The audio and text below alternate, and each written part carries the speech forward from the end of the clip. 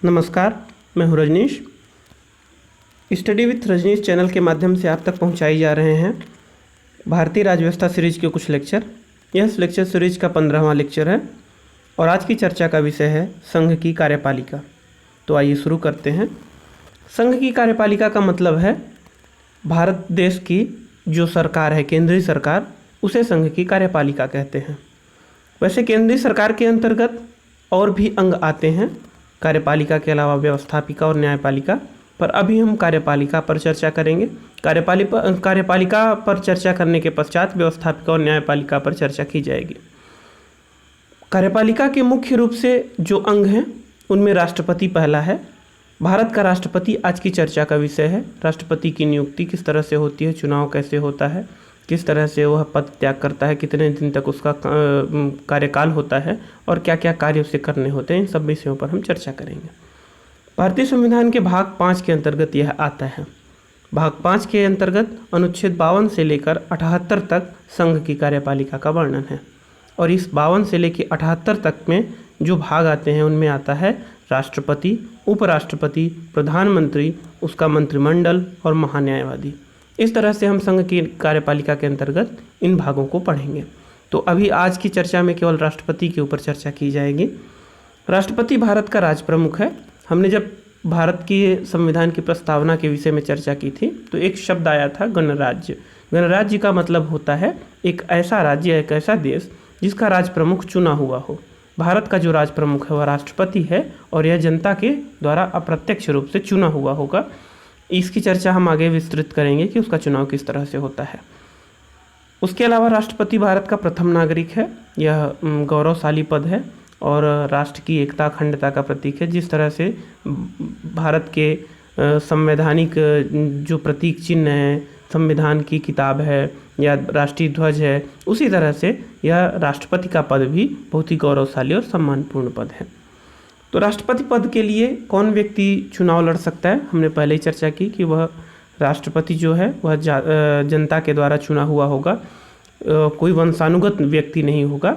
तो उसके चुनाव के लिए कौन व्यक्ति चुनाव लड़ सकता है, उम्मीदवार हो सकता है, वह व्यक्ति भारत का नागरिक होना चाहिए। या कुछ यहाँ पर कुछ अर्हताएँ दी गई हैं जो एक उम्मीदवार में होनी चाहिए कि वह व्यक्ति भारत का नागरिक हो और कम से कम 35 वर्ष की आयु पूरी कर चुका हो, अर्थात वह 35 साल से कम हो और ज़्यादा से ज़्यादा जितना भी हो सके। लोकसभा का सदस्य निर्वाचित होने के लिए अर्हता रखता हो। अब लोकसभा का सदस्य निर्वाचित होने की जो अर्हता है वह यहाँ पर हम संक्षेप में बता देते हैं कि इसका मतलब है कि लोकसभा का सदस्य वही व्यक्ति निर्वाचित हो सकता है जो किसी भी लोकसभा क्षेत्र में वोटर के रूप में, मतदाता के रूप में पंजीकृत हो, उसका वोटर लिस्ट में नाम हो और वह पागल या दिवालिया न हो या इस तरह की जो भी सामान्य व्यवस्थाएं हैं, भारत का नागरिक हो। तो इस तरह से एक लाइन में यह कहा जा सकता है कि जो व्यक्ति लोकसभा का सदस्य निर्वाचित होने के लिए, लोकसभा का चुनाव लड़ने के लिए अर्ह है, योग्य है, वह व्यक्ति राष्ट्रपति का चुनाव लड़ सकता है। तो यहाँ 2-3 बातें महत्वपूर्ण है कि लोकसभा, किसी भी लोकसभा क्षेत्र में मतदाता के रूप में उसका नाम हो और वह पागल या दिवालिया न हो। इसके अलावा वह व्यक्ति राष्ट्रपति के रूप में उम्मीदवार की तरह चुनाव लड़ सकता है जो लाभ के पद पर न हो। लाभ के पद का मतलब है किसी भी सरकारी पद को धारण करना, सरकारी पद या सरकारी निगम का पद या सरकार से जुड़ा हुआ, जिसे अर्ध सरकारी कहते हैं, ऐसे पदों को धारण करने वाला व्यक्ति न हो। तो इसमें यह महत्वपूर्ण बात है कि जो व्यक्ति पहले से राष्ट्रपति हो या उपराष्ट्रपति हो, किसी राज्य का राज्यपाल हो, मंत्रिपरिषद का सदस्य हो यानी कोई मंत्री हो, वह व्यक्ति चुनाव लड़ सकता है। यद्यपि उसे वह अपना पुराना पद, जैसे अगर वो उपराष्ट्रपति है तो अपना पुराना पद या मंत्री है तो अपना पुराना पद छोड़ना पड़ेगा, किंतु वह चुनाव लड़ सकता है। इसके अलावा जितने भी सरकारी जॉब में लोग हैं, सरकारी या निगम के जॉब में या अर्ध सरकारी जॉब में, वो लोग भारतीय सरकार के लाभ के पद पर आसीन होने के कारण वह इसके लिए राष्ट्रपति पद के लिए चुनाव नहीं लड़ सकते। अब राष्ट्रपति पद का जो नामांकन किया जाता है उसमें 2 बातें हैं। पहली बात तो यह कि 50 प्रस्तावक और 50 अनुमोदक होने चाहिए। 50 प्रस्तावक और 50 अनुमोदक लोगों के हस्ताक्षर के बाद ही वह आवेदन होगा, नामांकन होगा। और 15,000 रुपये की जमानत राशि। तो यह 15,000 रुपये की जमानत राशि जो पहले 2,500 रुपये थी, 2,500 रुपये, जिसे बढ़ा करके 15,000 किया गया है। यह जमानत राशि इस उद्देश्य से रखी गई है कि जो व्यक्ति चुनाव लड़ने के लिए इच्छुक नहीं होते, केवल चुनाव लड़ने के लिए सक्रिय नहीं होते, केवल ऐसे ही अनिच्छापूर्वक ही चुनाव के लिए नामांकन कर देते हैं, तो उन लोगों की भीड़ को टाला जा सके, रोका जा सके, तो उसकी व्यवस्था के लिए जमा राशि की व्यवस्था की गई है। जो व्यक्ति 1/6 कुल जो वैध मत हैं, जितने वोट डाले जाएंगे, उसका 1/6 मत जो व्यक्ति नहीं प्राप्त कर पाएंगे, उनकी जमानत राशि जब्त कर ली जाएगी।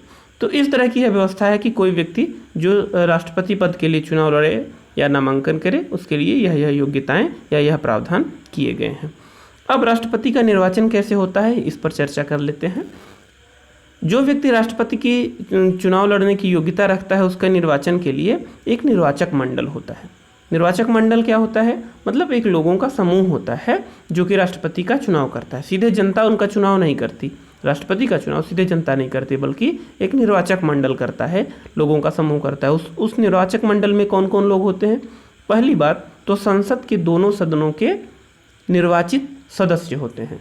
दोनों सदन यानी लोकसभा और राज्यसभा के निर्वाचित सदस्य होते हैं, पहली बात। दूसरी, राज्यों की विधानसभाओं के निर्वाचित सदस्य होते हैं। जितने भी राज्य हैं उन राज्यों की विधानसभाओं के निर्वाचित सदस्य, इसमें मनोनीत सदस्य नहीं है, न तो लोकसभा राज्यसभा के और न ही विधानसभाओं के।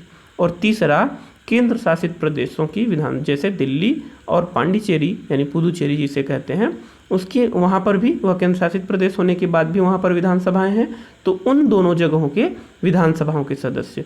तो इस तरह से जनता के चुने हुए प्रतिनिधि यानी लोकसभा, राज्यसभा, विधानसभा के प्रतिनिधि राष्ट्रपति का चुनाव करते हैं। तो इस तरह से अप्रत्यक्ष रूप से निर्वाचक मंडल के द्वारा राष्ट्रपति का चुनाव होता है।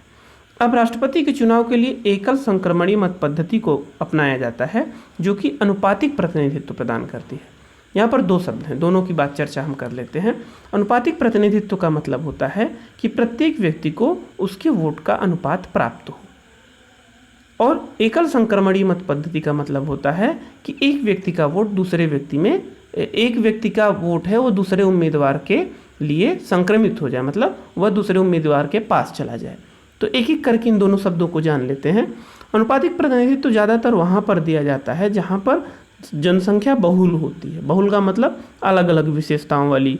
कहीं पर ज़्यादा, जब हमने चुनाव प्रक्रिया पर चर्चा की थी तो अनुपातिक पद्धति पर भी चर्चा की थी, तो उस लेक्चर को आप देख सकते हैं। जहाँ पर बहुल जनसंख्या हो, अर्थात जो जाति के आधार पर, धर्म के आधार पर यानी जातीय विशेषताओं के आधार पर बहुलता हो, अधिक से अधिक समुदाय हो, लोगों का समूह हो, तो उन जगहों पर अनुपातिक प्रतिनिधित्व, या राज्यों की ज़्यादा संख्या हो तो उन राज्यों को अनुपातिक प्रतिनिधित्व देने के लिए पद्धति अपनाई जाती है।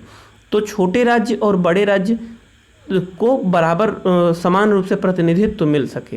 जैसे सिक्किम छोटा राज्य है और उत्तर प्रदेश एक बड़ा राज्य है, तो सिक्किम के जो जनप्रतिनिधियों का वोट है वह वैल्यूलेस ना हो, मूल्य विहीन ना हो जाए। तो यहाँ पर बहुमत की जगह अनुपातिक प्रतिनिधित्व की चर्चा की गई है। तो इसलिए अनुपातिक प्रतिनिधित्व बहुत ही महत्वपूर्ण पद्धति है। और दूसरा एकल संक्रमणीय मत पद्धति है।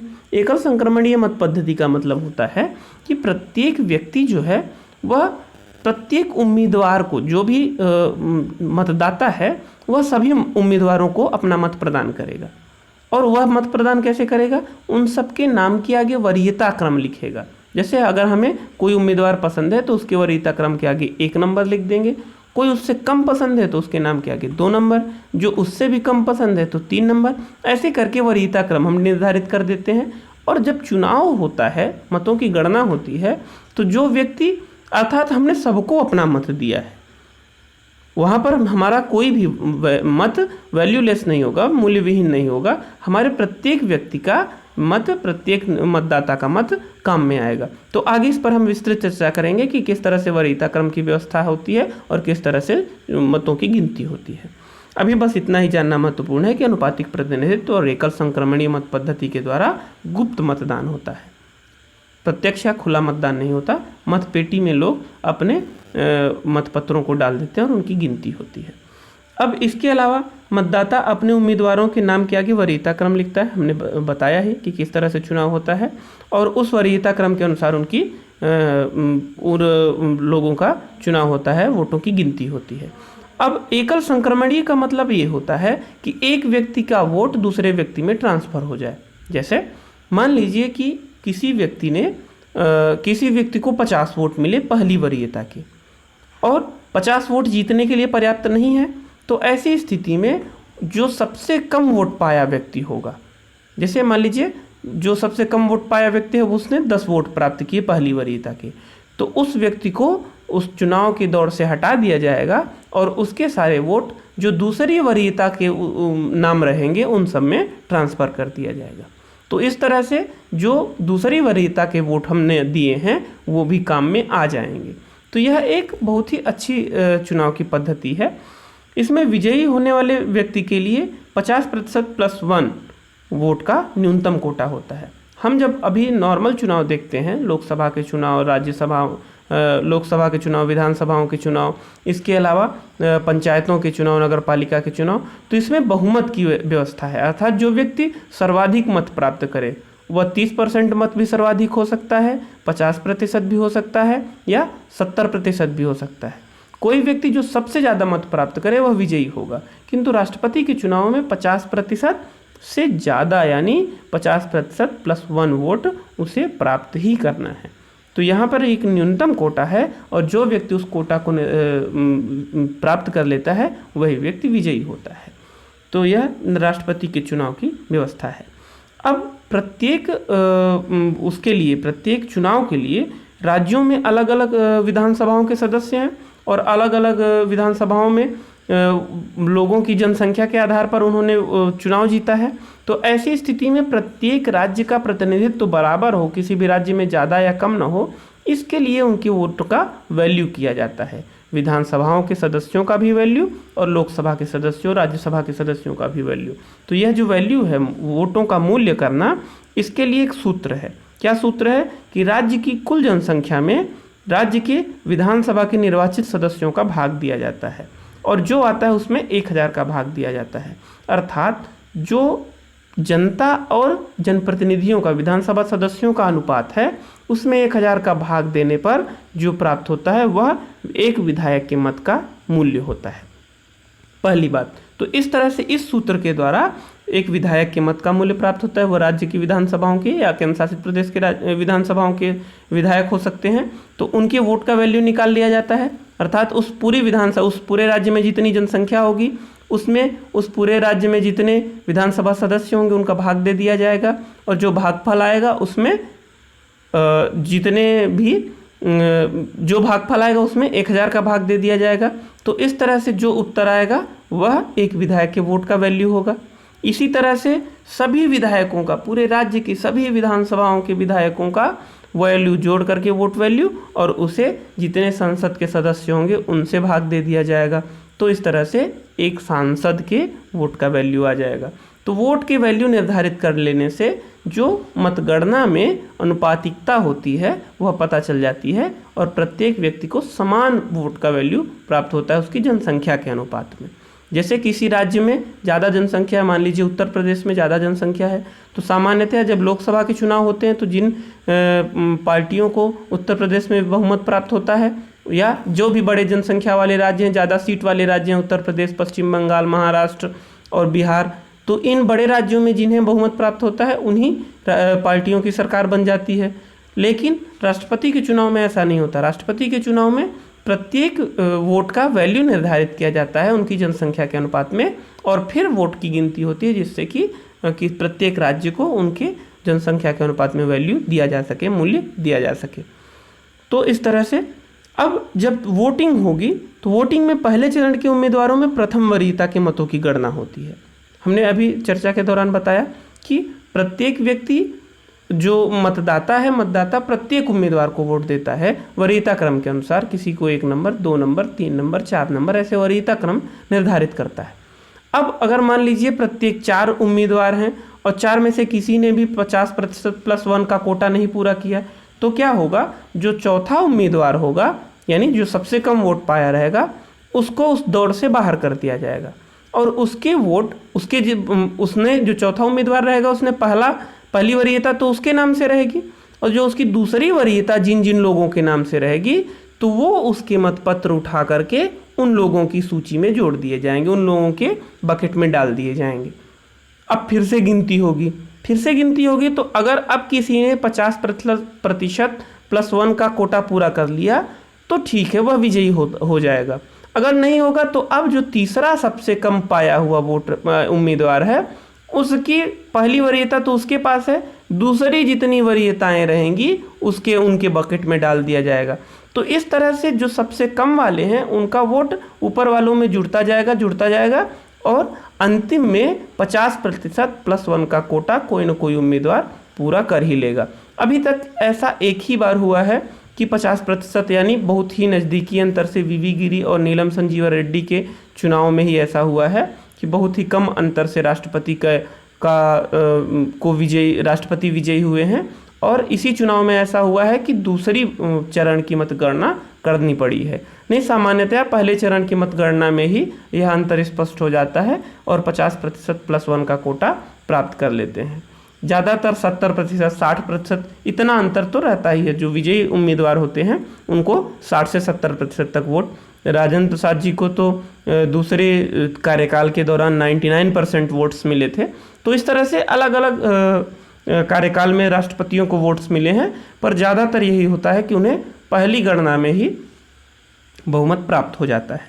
तो इस तरह से यह गणना की जाती है, मतगणना, और उसमें जो 50% +1 का कोटा पूरा कर लेता है उसे विजयी घोषित कर दिया जाता है। अब इसमें संबंधित कुछ बातें हैं, जैसे कि अगर कोई भी चुनाव से संबंधित कोई विवाद होता है, जैसे किसी व्यक्ति ने चुनाव के लिए जो उम्मीदवार है उसने कोई योग्यता अपनी छिपा ली है, या अवैध रूप से चुनाव में प्रवेश किया है, या उसने गलत तरीके से चुनाव में कोई काम किया है जो कि आचार संहिता के विरुद्ध है, तो इस तरह की किसी भी अयोग्यता के लिए या विवाद की स्थिति में या मतगणना में कोई विवाद हो, तो इसके लिए केवल उच्चतम न्यायालय में ही इसका फैसला हो सकता है, इसकी जांच हो सकती है। उच्च न्यायालय या अन्य न्यायालयों में इसका फैसला नहीं हो सकता। दूसरा, निर्वाचक मंडल पूर्ण न होने की स्थिति में निर्वाचन को अवैध घोषित नहीं किया जाएगा। मान लीजिए किसी राज्य की विधानसभा भंग की गई है, विधानसभा सदस्य नहीं है, या चुनाव वहाँ पर चल रहे हैं, तो ऐसी स्थिति में यह नहीं माना जाएगा कि निर्वाचक मंडल पूरा नहीं है तो चुनाव नहीं होगा। जितनी विधानसभाएं उपस्थित हैं उतनी विधानसभाओं से ही चुनाव हो जाएगा और जो विजय उम्मीदवार हैं वह विजयी घोषित कर दिया जाएगा। और एक अन्य बात कि मान लीजिए किसी कारण से किसी व्यक्ति का चुनाव अवैध घोषित कर दिया जाता है, यानी चुनाव कैंसिल हो जाता है, राष्ट्रपति का चुनाव कैंसिल हो जाता है, तो ऐसी स्थिति में उस राष्ट्रपति के द्वारा जितने भी किए गए काम हैं वह काम अवैध नहीं हो जाएंगे, वह काम वैसे ही वैध बने रहेंगे, वह काम वैसे ही सही माने जाएंगे, उनका प्रभाव वैसे ही बना रहेगा। तो इस तरह से राष्ट्रपति के चुनाव के संबंध में कुछ बातें थीं। अब यह अप्रत्यक्ष निर्वाचन की जो पद्धति हमने अपनाई, इसके लिए बहुत सारे कारण हैं। पहली बात तो यह कि जो राष्ट्रपति होता है यह वास्तविक रूप में राष्ट्रपति जो होता है वह कार्यपालिका का प्रधान होता है, यानी कार्यपालिका का प्रमुख होता है, किंतु यह वास्तविक कार्यपालिका नहीं होता, यह नाम मात्र की कार्यपालिका और औपचारिक कार्यपालिका होता है। इसलिए इसका चुनाव डायरेक्ट जनता के द्वारा नहीं बल्कि जनप्रतिनिधियों के द्वारा होता है।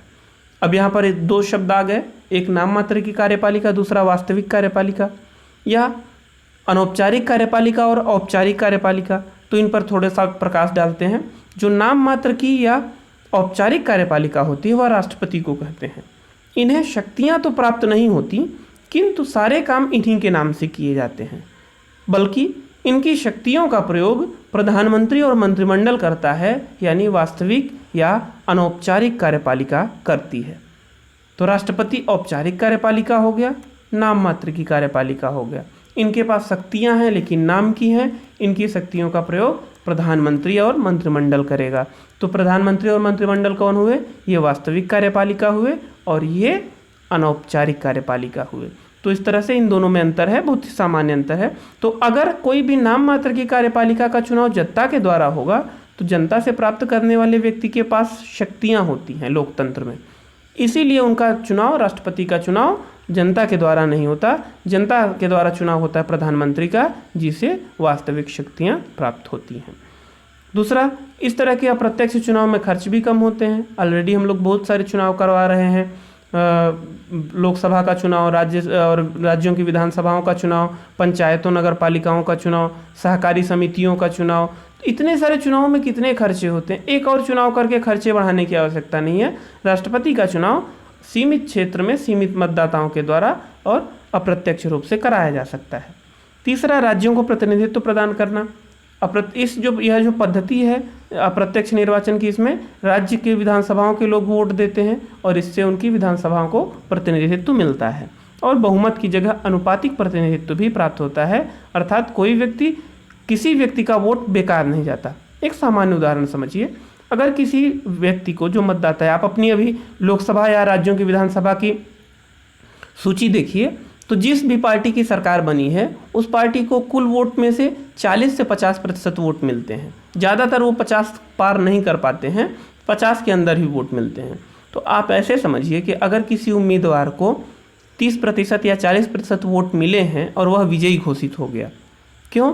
क्योंकि बाकी उम्मीदवारों को किसी को 20 मिले हैं, किसी को 10 मिले हैं, किसी को 8% वोट मिले हैं, इसलिए वो उससे पीछे रह गए। किंतु अगर उसके विरोधी उम्मीदवारों को सबको वोट को जोड़ा जाए तो विरोधियों को 60% वोट मिले हैं और विजयी व्यक्ति को 40%। इसका मतलब कि 60% जनता की इच्छा सरकार में नहीं है, केवल 40% जनता की इच्छा सरकार में है।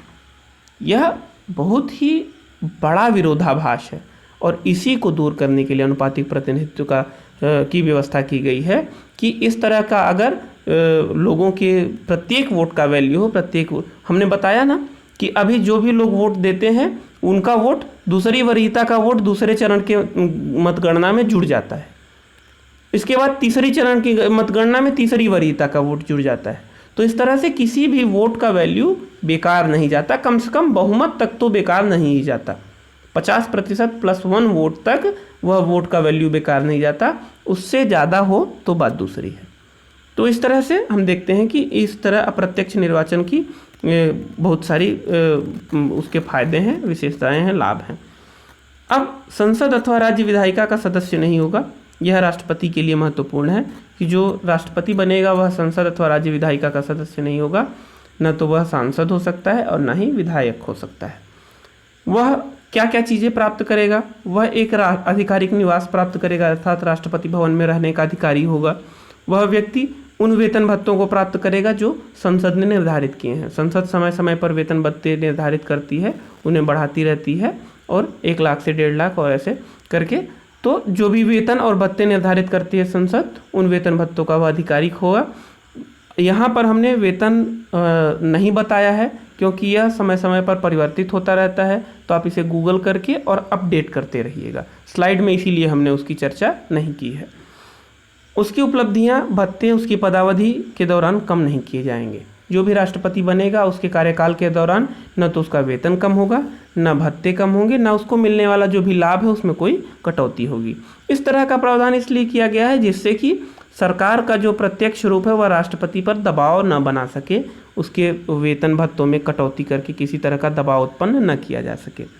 इसके अलावा राष्ट्रपति का जो उम्मीदवार है वह कई बार निर्वाचित होने के लिए अधिकारी होगा, अर्थात वह एक बार से अधिक राष्ट्रपति बन सकता है। अमेरिका में तो केवल 2 बार ही एक व्यक्ति 2 बार ही राष्ट्रपति बन सकता है, किंतु भारत में वह व्यक्ति एक बार से अधिक, जितनी बार वह चुनाव लड़ सके उतनी बार राष्ट्रपति बन सकता है। 5 वर्ष का इनका कार्यकाल होता है और 5 वर्ष से पहले इनका कार्यकाल कुछ विशेष परिस्थितियों में ही समाप्त हो सकता है। जैसे अगर किसी व्यक्ति की जो राष्ट्रपति की जो सीट है वह तभी खाली होगी, पद तभी रिक्त होगा जब उसका कार्यकाल पूरा हो जाए, अर्थात 5 वर्ष पूरे हो जाएं, अथवा वह व्यक्ति त्यागपत्र दे दे। किसको त्यागपत्र देगा? उपराष्ट्रपति को। वह व्यक्ति या तो त्यागपत्र दे दे अथवा उसे महाभियोग की प्रक्रिया के द्वारा हटाया जाए। महाभियोग की प्रक्रिया तब लागू होती है जब किसी व्यक्ति के द्वारा भारत के संविधान का उल्लंघन हो। कोई ऐसा राष्ट्रपति जिसने भारत के संविधान का उल्लंघन किया हो, उस पर महाभियोग का लागू किया जाता है। उस पर हम आगे डिटेल में चर्चा करेंगे, महाभियोग क्या है इस पर। इसके अलावा व्यक्ति जो राष्ट्रपति है उसकी मृत्यु हो जाए अथवा सुप्रीम कोर्ट के द्वारा, उच्चतम न्यायालय के द्वारा निर्वाचन अवैध घोषित किया जाए। तो यह 5 स्थितियां हैं जिनके द्वारा राष्ट्रपति का पद खाली हो सकता है, पद रिक्त हो सकता है। एक अन्य बात, जैसे सामान्य स्थिति में यह होता है कि व्यक्ति, अगर कोई व्यक्ति कोई भी राष्ट्रपति जिसने पद छोड़ दिया है तो उसकी जगह पर उपराष्ट्रपति को उसका पद मिल जाएगा। मतलब उपराष्ट्रपति उसके कार्यों को देखेगा जब तक कि नए राष्ट्रपति की नियुक्ति नहीं हो जाती।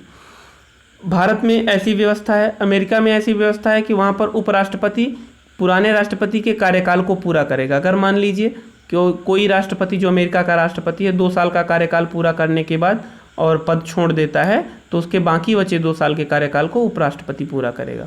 भारत में ऐसा नहीं है। भारत में तुरंत 6 महीने के अंदर चुनाव, जब भी स्थितियां सामान्य हो, चुनाव करवाए जाएंगे और उस पद को भरा जाएगा।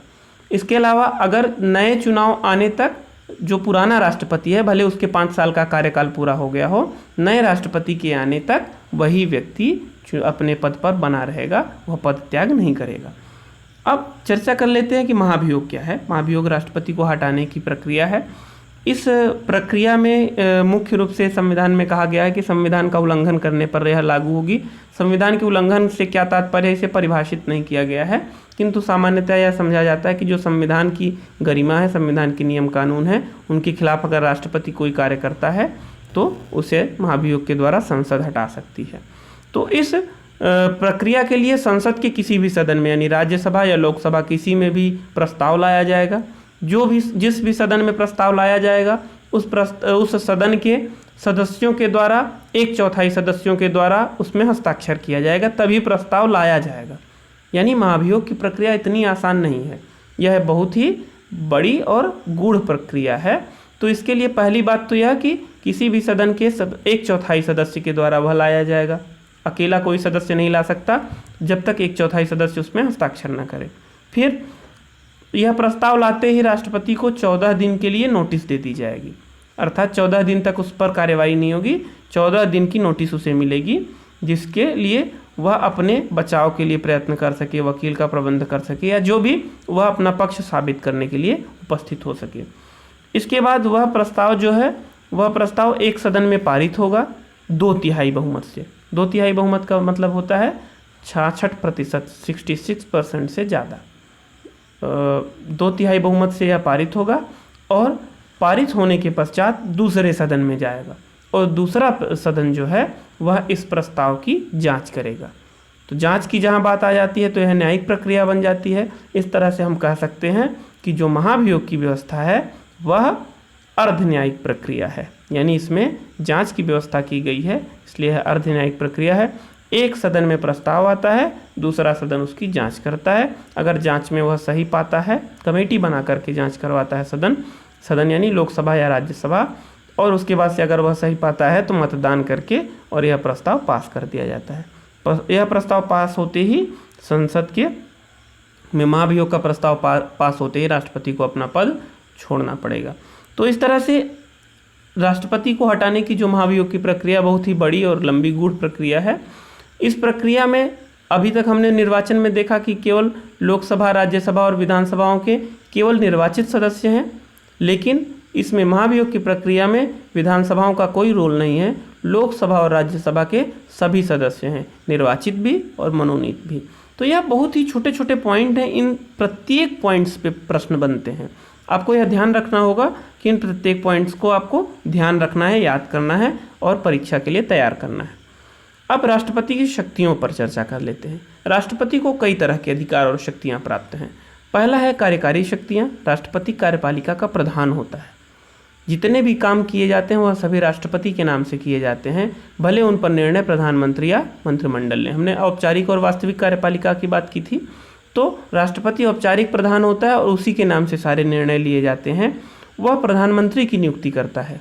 जिस भी दल को लोकसभा में बहुमत प्राप्त है उस दल के नेता को राष्ट्रपति प्रधानमंत्री नियुक्त करता है और प्रधानमंत्री की सलाह से अन्य मंत्रियों की नियुक्ति करता है। 2 बड़े काम। इसके अलावा वह महान्यायवादी की नियुक्ति करता है। महान्यायवादी होते हैं केंद्र सरकार के विधि के पक्षकार, अर्थात एक तरह से कहिए कि केंद्र सरकार के सबसे बड़े सरकारी वकील, सामान्य अर्थों में समझिए।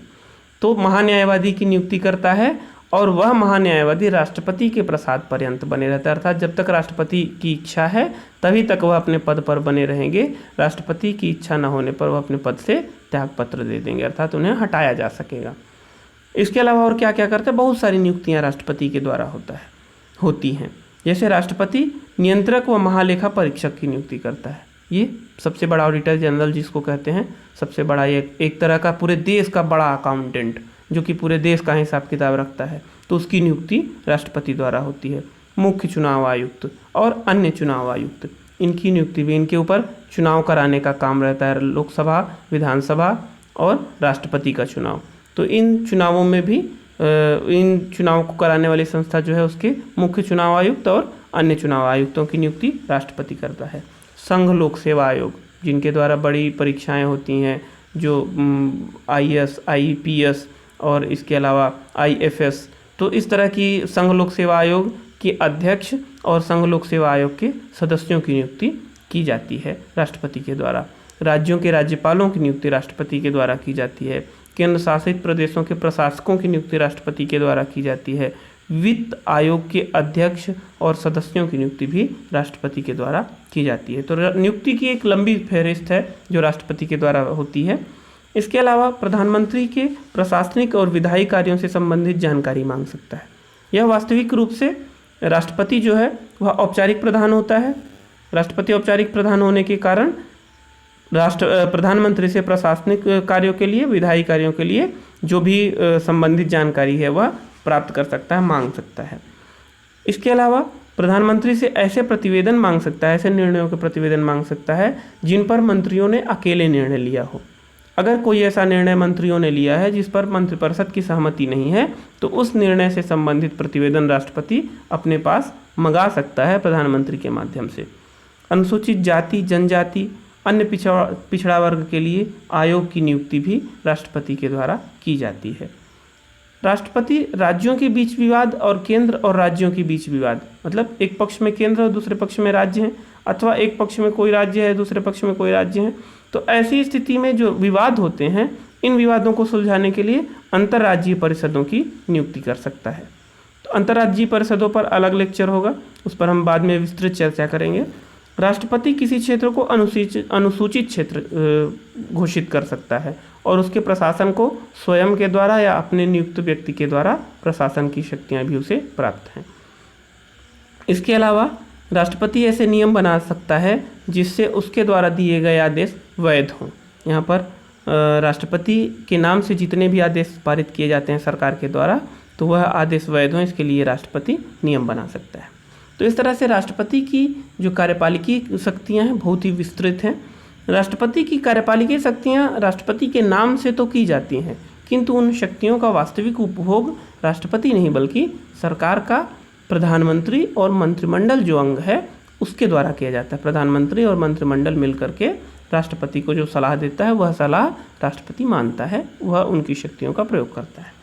विधायी कार्यों में संसद की बैठक बुलाने, स्थगित करने, लोकसभा को विघटित करने और संयुक्त अधिवेशन बुलाने की शक्ति राष्ट्रपति के पास है। अर्थात संसद की जो बैठक आयोजित होगी वह राष्ट्रपति के आदेश से होगी। संसद की बैठक जो है वह स्थगित होगी, अगर उसका स्थगन होता है तो उस बैठक के स्थगन के लिए भी राष्ट्रपति का आदेश चाहिए होगा, अथवा लोकसभा को विघटित करने के लिए भी राष्ट्रपति आदेश देगा, लोकसभा को समाप्त करने के लिए, और संयुक्त अधिवेशन बुलाने के लिए। जब कोई विधेयक, सामान्य विधेयक लोकसभा और राज्यसभा में विवाद के लिए की स्थिति बन जाती है, नहीं पारित हो पाता, एक सदन के द्वारा पारित होता है, दूसरा सदन उस पर हस्तक्षेप करता है, ऐसी स्थिति में दोनों का संयुक्त अधिवेशन बुलाया जाता है। तो संयुक्त अधिवेशन पर आगे विस्तृत चर्चा हम करेंगे, पर यहाँ बस इतना समझिए कि संयुक्त अधिवेशन राष्ट्रपति के आदेश से ही बुलाया जा सकता है। जब पहली बार संसद का गठन होता है, अर्थात चुनाव में जीत करके जब संसद के सदस्य नए नए आते हैं, यानी नवगठित जो संसद होता है उसका जो पहला अधिवेशन होता है और जो साल का पहला अधिवेशन होता है, दोनों में राष्ट्रपति अपना अभिभाषण देता है, अपना संदेश देता है। इसके अलावा संदेश समय समय पर राष्ट्रपति उनको भेजता रहता है संसद को, कि उसके जो भी कार्य हैं या इच्छाएं हैं जो राष्ट्रपति महसूस करे उस संबंध में संदेश संसद को भेज सकता है। इसके अलावा राष्ट्रपति लोकसभा के अध्यक्ष, उपाध्यक्ष, राज्यसभा के सभापति और उपसभापति, अगर ये दोनों का पद रिक्त है और कोई व्यक्ति इनका पद का कार्य संचालन करने के लिए उपलब्ध नहीं है, तो राष्ट्रपति किसी सदस्य को इन पद को सौंप सकता है। तो राष्ट्रपति यह महत्वपूर्ण कार्य करता है विधायी कार्य के रूप में कि सदन की कार्रवाई रोकने की स्थिति में वह किसी सदस्य को संचालन का कार्य दे सकता है। इसके अलावा राज्यसभा में एक महत्वपूर्ण कार्य करता है, राज्यसभा में 12 व्यक्तियों को मनोनीत करता है। यह सरकार की सिफारिश पर ही होते हैं, सरकार यानी प्रधानमंत्री और मंत्रिमंडल की सिफारिश पर ही ये कार्य होते हैं, किंतु राष्ट्रपति के नाम से किए जाते हैं। 12 ऐसे व्यक्तियों का मनोनयन होता है जो साहित्य, विज्ञान, कला व समाज सेवा से जुड़े हों। अब आपको एक प्रश्न याद आ रहा होगा, यह परीक्षाओं में भी पूछा जाता है, सामान्य जिज्ञासा का भी प्रश्न है कि साहित्य, विज्ञान, समाज सेवा और कला, इन 4 क्षेत्रों से मनोनयन के लिए व्यवस्था है, 12 सदस्यों की मनोनयन। लेकिन जो सचिन तेंदुलकर का मनोनयन किया गया था, राज्यसभा में मनोनीत किया गया था, वह किस आधार पर था? इन चारों में से क्या खेल भी आता है? तो आपको बता दें कि सचिन तेंदुलकर को राज्यसभा में मनोनीत करने के लिए संविधान संशोधन करना पड़ा था। उसके बाद सचिन तेंदुलकर को राज्यसभा का मनोनीत सदस्य बनाया गया था। इसके अलावा राष्ट्रपति लोकसभा में 2 आंग्ल भारतीय सदस्यों को भी मनोनीत करता है। अगर राष्ट्रपति को ऐसा लगे कि आंग्ल भारतीय यानी एंग्लो इंडियन लोगों का प्रतिनिधित्व नहीं है, तो वह उन व्यक्तियों को 2 व्यक्तियों को मनोनीत कर सकता है। एंग्लो इंडियन कौन लोग हैं?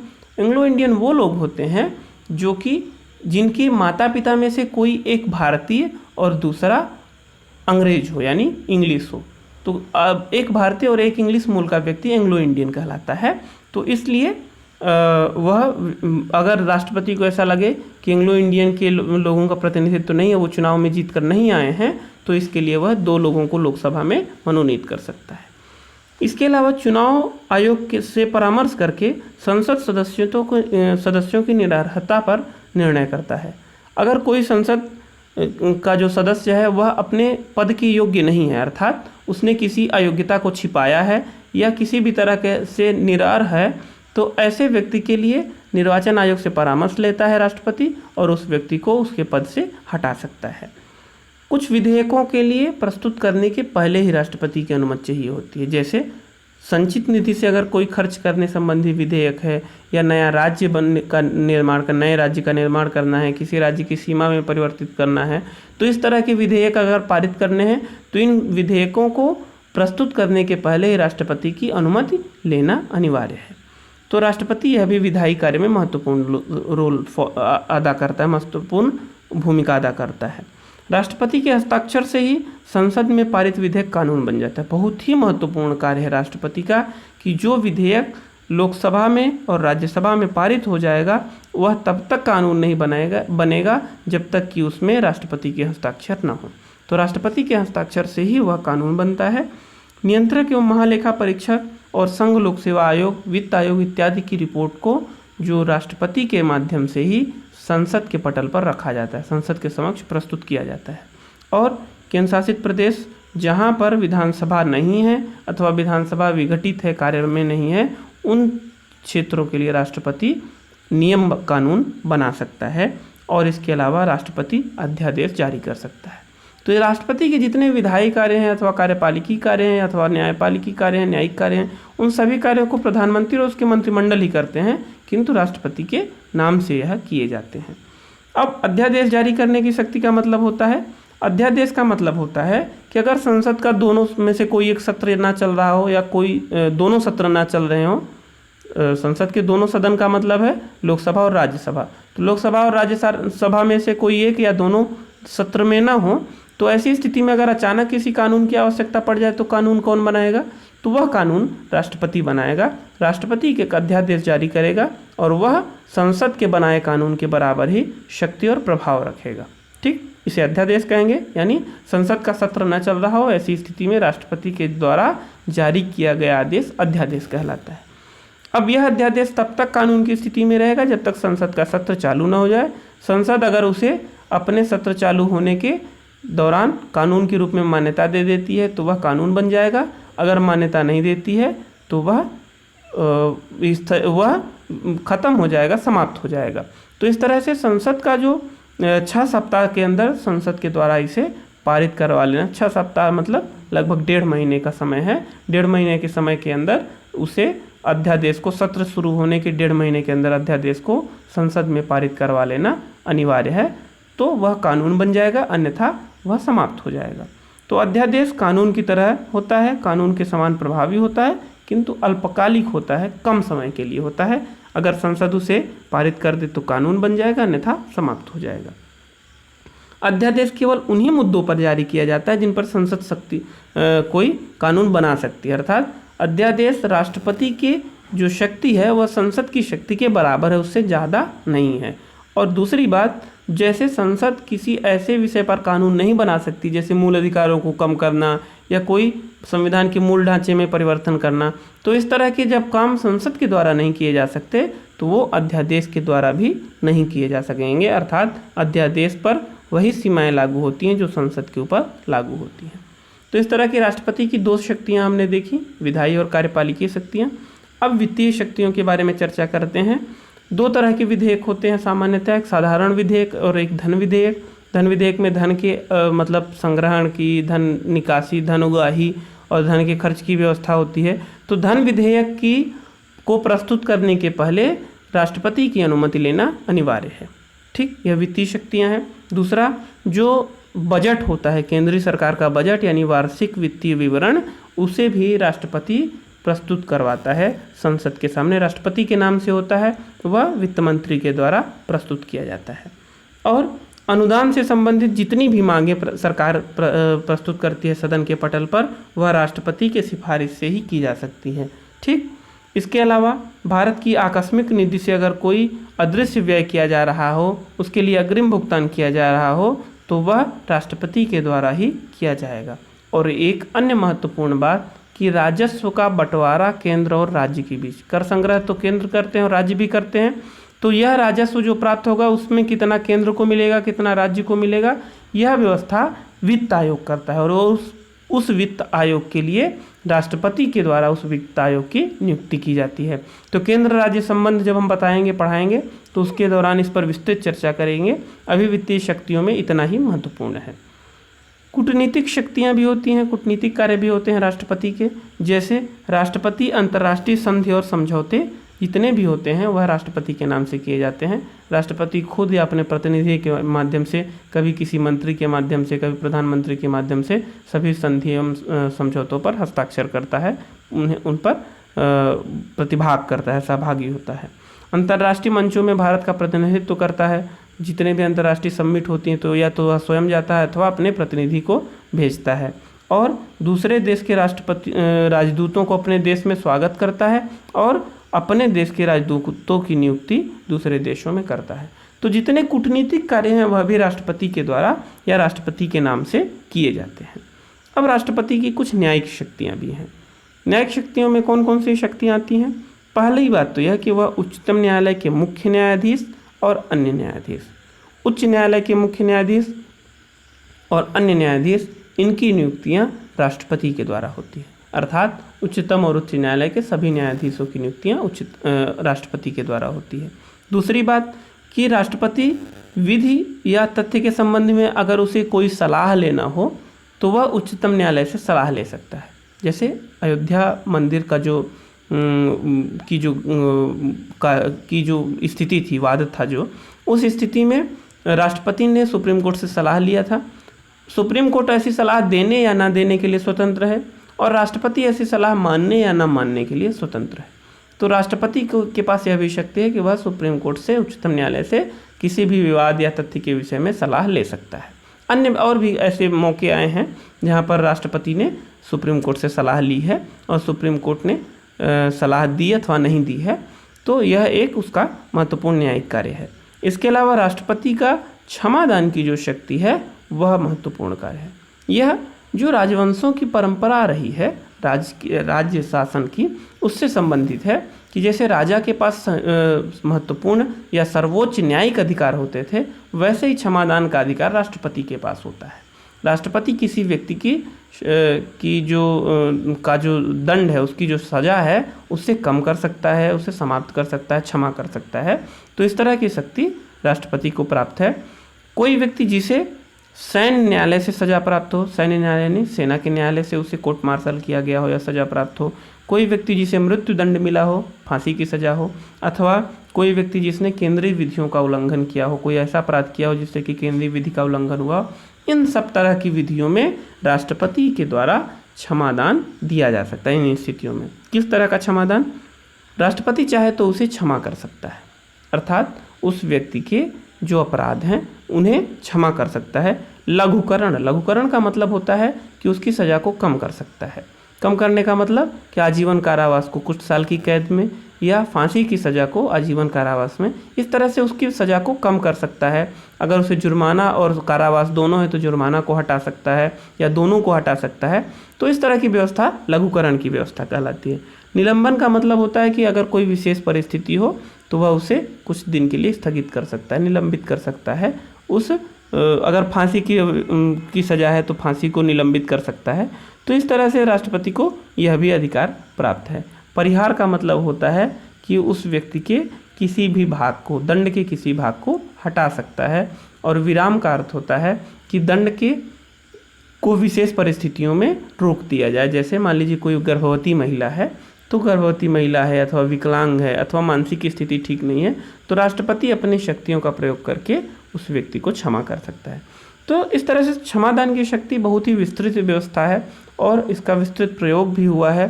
प्रत्येक व्यक्ति जिसे मृत्युदंड मिलता है वह एक बार राष्ट्रपति के पास क्षमादान की याचिका जरूर लगाता है और वह राष्ट्रपति के ऊपर निर्भर करता है कि वह किसे क्षमादान दे। हालांकि यह निर्णय भी राष्ट्रपति केंद्र सरकार की सहमति से ही करता है, केंद्र सरकार की परामर्श से ही करता है। अब राष्ट्रपति के पास जो सैन्य शक्तियाँ उनकी चर्चा कर लेते हैं। राष्ट्रपति तीनों सेनाओं का प्रधान सेनापति माना जाता है। तीनों सेनाओं का प्रधान सेनापति यानी थल सेना, वायु सेना और जल सेना का प्रधान सेनापति। राष्ट्रपति के नाम से ही युद्ध प्रारंभ होता है और राष्ट्रपति के नाम से ही युद्ध समाप्त होता है। तो राष्ट्रपति ही इसकी घोषणा करता है और वह सैन्य शक्ति के रूप में सर्वोच्च सेनापति माना जाता है। इसके अलावा राष्ट्रपति के पास आपातकालीन शक्तियां हैं, जैसे अनुच्छेद 352 की राष्ट्रीय आपातकाल यानी कोई भी सशस्त्र विद्रोह हो या दूसरी राज्य से युद्ध की स्थिति में अगर राष्ट्रीय आपातकाल घोषित कर दिया जाए और केंद्र सरकार को ज़्यादा से ज़्यादा शक्तियां प्रदान की जाएं, अथवा राष्ट्रपति शासन यानी अनुच्छेद 356 के अनुसार अगर किसी राज्य में विधानसभा में कोई बहुमत नहीं बन पाया, कोई सरकार नहीं बन पाई, तो वहाँ पर राष्ट्रपति शासन लागू हो जाए। अथवा कोई वित्तीय अस्थिरता हो गई हो, बैंक की साख कम हो गई हो या मुद्रा की साख, नोट की साख कम हो गई हो, तो वित्तीय आपातकाल लगाना पड़े। तो इस तरह से ये जो 3 तरह के आपातकाल हैं यह राष्ट्रपति के पास हैं। राष्ट्रपति के नाम से ही आपातकाल की घोषणा हो सकती है। आपातकाल को जारी करने की शक्ति राष्ट्रपति के ही पास है। ये एक बड़ा टॉपिक है, इसलिए इसे यहाँ पर नहीं चर्चा करेंगे, इस पर विस्तृत चर्चा हम अलग से करेंगे। अब राष्ट्रपति के पास कुछ वीटो भी है। राष्ट्रपति की जो वीटो की शक्ति है यह उसकी निजी शक्ति है। अभी तक हमने जितनी भी शक्तियों की चर्चा की वह सब राष्ट्रपति परामर्श से करता है, प्रधानमंत्री और मंत्रिमंडल के परामर्श से, किंतु वीटो का काम वह अपने से करता है। कौन कौन से वीटो होते हैं? पहला है अत्यांतिक वीटो। इसका मतलब होता है कि राष्ट्रपति चाहे तो किसी भी ऐसे विधेयक को जिस पर उसे सहमति नहीं देनी है, हस्ताक्षर नहीं देनी है, तो वह उसे सुरक्षित रख सकता है, वह उस पर निर्णय नहीं दे सकता, अर्थात उस पर वीटो ले सकता है। दूसरा निलंबनकारी वीटो, अर्थात अगर राष्ट्रपति चाहे तो किसी भी विधेयक को निलंबित कर सकता, मतलब उसे पुनः विचार के लिए वापस लौटा दे, उस पर कुछ देर लगा दे, उस पर कुछ ऐसे तुरंत पास करने की जगह कुछ समय ले सके, तो यह निलंबनकारी वीटो कहलाता है। तीसरा है पॉकेट वीटो या जेबी वीटो। जेबी वीटो भारत के राष्ट्रपति को प्राप्त सबसे महत्वपूर्ण वीटो है। इसका प्रयोग कई बार हुआ है। जो आत्यांतिक वीटो है उसमें यह स्थिति देखी जाती है कि क्या कोई विधेयक जिसकी जो राष्ट्रपति के पास पारित करने के लिए हस्ताक्षर के लिए आया है वह हस्ताक्षर के समय भी उतना ही प्रासंगिक है या नहीं।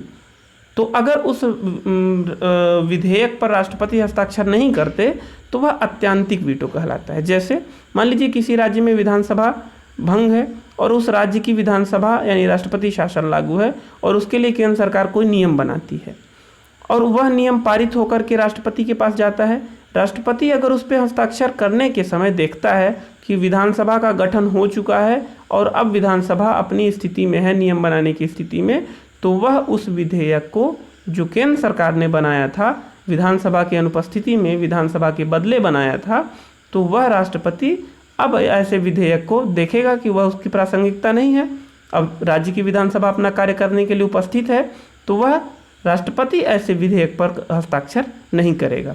यह अत्यंतिक वीटो हुआ। दूसरा है पॉकेट वीटो। पॉकेट वीटो का मतलब होता है कि अगर कोई ऐसी स्थिति हो जिसमें कि राष्ट्रपति को लगे कि यह विधायिका के द्वारा शक्ति का दुरुपयोग है, अथवा यह विधेयक जो बहुत ही संवेदनशील है, अथवा इस विधेयक के माध्यम से कोई ऐसी बड़ा परिवर्तन होने वाला है, तो वह उस विधेयक को, साधारण विधेयक को अपने पॉकेट में रख लेगा। इसका मतलब यह है कि वह उस पर न तो सहमति देगा और न उसे वापस लौटाएगा, अर्थात वो अनंत काल तक राष्ट्रपति की जेब में पड़ा रहेगा और वह विधेयक धीरे धीरे एक तरह सुप्तावस्था में चला जाएगा, वह कार्य नहीं होगा। डाक अधिनियम के विषय में ऐसा विधेयक लाया गया था जिसे कि राष्ट्रपति ने अपने जेब में, यानी पॉकेट वीटो का इस्तेमाल करके राष्ट्रपति ने उसमें न तो सहमति दी थी न ही असहमति दी थी, बल्कि उसे सुरक्षित रख लिया था, बल्कि उसे उदासीन रूप में वह विधेयक सुरक्षित कर लिया गया था, उस पर कोई निर्णय नहीं लिया गया था। तो यह जो वीटो की व्यवस्था है, यह राष्ट्रपति को विवेकशील उसके विवेक पर निर्भर करती है। इसके लिए वह किसी परामर्श के लिए लेना आवश्यक नहीं है और न ही वह किसी परामर्श बाध्यकारी है राष्ट्रपति के ऊपर। और यह राज्य विधानसभाओं पर भी इसको वीटो प्राप्त होता है। कभी कभी कोई ऐसे निर्णय होते हैं जो कि राज्य की विधानसभाओं में पास होकर के राज्यपाल के पास जाते हैं और राज्यपाल उन पर निर्णय लेने के लिए राष्ट्रपति के पास भेज देता है। तो ऐसे राज्यों की विधानसभाओं पर राष्ट्रपति चाहे तो वीटो ले सकता है। सामान्यतः राष्ट्रपति ऐसे विधेयकों को पास कर देते हैं या उन पर विचार अपने विवेकशीलता के अनुसार लेते हैं। एक अन्य महत्वपूर्ण बात कि जो भी संविधान संशोधन से संबंधित विधेयक हैं, उनमें किसी तरह का वीटो नहीं लागू किया जाएगा। जो वीटो है वह साधारण विधेयकों पर लिया जाता है, संविधान संशोधन के विधेयकों पर नहीं। अब राष्ट्रपति के बारे में इतनी चर्चा करने के बाद तो अब ये लगता है कि राष्ट्रपति का पद है क्या वास्तव में, इसकी संवैधानिक स्थिति क्या है। नाम के लिए तो सब कुछ इसी के नाम से होता है और देखा जाए तो सब कुछ इसके नाम से होने के बाद भी प्रधानमंत्री और मंत्रिमंडल के द्वारा होता है, इसके द्वारा कुछ नहीं होता। तो इसकी संवैधानिक स्थिति को जान लेते हैं कि राष्ट्रपति कार्यकारी प्रधान है, औपचारिक प्रधान है, यह वास्तविक प्रधान नहीं है और वास्तविक शक्तियाँ प्रधानमंत्री के पास होती हैं, उसके मंत्रिमंडल के पास होती हैं। कार्यपालिका शक्ति का प्रयोग प्रधानमंत्री और उसकी मंत्रिमंडल के सलाह पर करता है। जितने भी कार्यपालिकी कार्य हमने गिनाए वह सब प्रधानमंत्री और उसके मंत्रिमंडल के सलाह पर होते हैं। अब यहाँ पर दो स्थितियाँ हैं। पहला 42वां संविधान संशोधन 1976 जो इंदिरा गांधी सरकार के द्वारा किया गया, और 44वां संविधान संशोधन 1978 जो जनता पार्टी सरकार द्वारा किया गया। 42वें संविधान संशोधन यानी इंदिरा गांधी सरकार के द्वारा किए गए संशोधन में यह कहा गया कि राष्ट्रपति प्रधानमंत्री के नेतृत्व वाली मंत्रिपरिषद की सलाह मानने के लिए बाध्य है। याद करिएगा, यह आपातकाल का समय था जब प्रधानमंत्री और उसकी मंत्रिमंडल में सारी शक्तियां निहित थीं। और दूसरी स्थिति है 44वां संविधान संशोधन, जब आपातकाल के पश्चात इंदिरा गांधी सरकार के विरोध में जनता पार्टी ने सरकार बनाई थी और उसने 44वां संशोधन किया जिसमें यह कहा कि राष्ट्रपति चाहे तो प्रधानमंत्री और उसके मंत्रिपरिषद के परामर्श को पुनर्विचार के लिए भेज सकता है, अर्थात एक बार राष्ट्रपति उसे लौटा सकता है, पुनर्विचार के लिए वापस भेज सकता है। तो राष्ट्रपति की संवैधानिक स्थिति इस बात पर भी निर्भर करती है कि राष्ट्रपति के पद पर आसीन व्यक्ति कौन है और प्रधानमंत्री और मंत्रिमंडल के पद पर आसीन व्यक्ति कौन है और किस तरह से संवैधानिक परंपराएं, राजनीतिक परंपराएं चल रही हैं। तो राष्ट्रपति के पद से संबंधित कुछ बातें हमने यहाँ पर चर्चा की। यहाँ पर कुछ महत्वपूर्ण अनुच्छेद दिए गए हैं जिन्हें आप अवश्य याद कर लीजिएगा, क्योंकि राष्ट्रपति के से संबंधित यह अनुच्छेद अवश्य पूछे जाते हैं और परीक्षाओं के लिए यह अत्यंत महत्वपूर्ण है। मुख्य रूप से राष्ट्रपति की नियुक्ति, राष्ट्रपति पर महाभियोग और राष्ट्रपति को सर्वोच्च न्यायालय से सलाह लेने की शक्ति यानी अनुच्छेद 143, राष्ट्रपति के अध्यादेश जारी करने की शक्ति 123 और महाभियोग अनुच्छेद 61। तो इस तरह से जितने भी राष्ट्रपति से संबंधित अनुच्छेद हैं यहाँ पर हमने लिख दिए हैं, उन्हें आप अवश्य याद कर लीजिएगा। इस वीडियो का जो PDF है वो आपको टेलीग्राम पे मिल जाएगा। डिस्क्रिप्शन में टेलीग्राम चैनल का लिंक है, तो वहाँ से आप ले सकते हैं। और राष्ट्रपति से संबंधित जो महत्वपूर्ण बातें थी उस पर हमने यहाँ पर चर्चा कर ली। अन्य जितनी भी महत्वपूर्ण प्रश्न हैं आपके दिमाग में या प्रश्न पढ़ते समय आए, उन्हें कमेंट बॉक्स में ज़रूर पूछिए। और आगे की वीडियोज़ में हम राष्ट्रपति के बाद प्रधानमंत्री, कार्यपालिका और भारतीय संविधान के सभी विषयों को धीरे धीरे कवर करेंगे। आपने वीडियो देखा, धन्यवाद। महादेव।